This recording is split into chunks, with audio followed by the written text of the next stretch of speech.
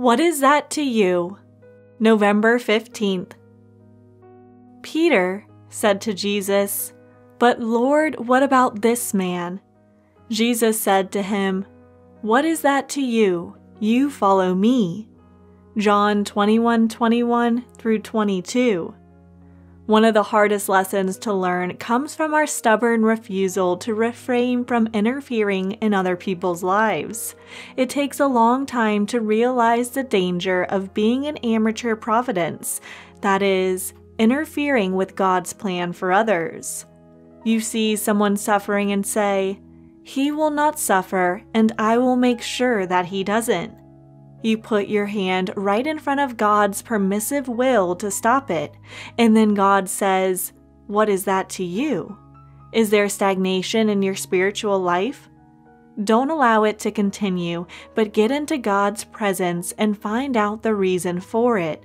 You will possibly find it is because you have been interfering in the life of another, proposing things you had no right to propose, or advising what you had no right to advise. When you do have to give advice to another person, God will advise through you with the direct understanding of His Spirit. Your part is to maintain the right relationship with God so that His discernment can come through you continually for the purpose of blessing someone else. Most of us live only within the level of consciousness, consciously serving and consciously devoted to God. This shows immaturity and the fact that we're not yet living the real Christian life. Maturity is produced in the life of a child of God on the unconscious level until we become so totally surrendered to God that we are not even aware of being used by Him.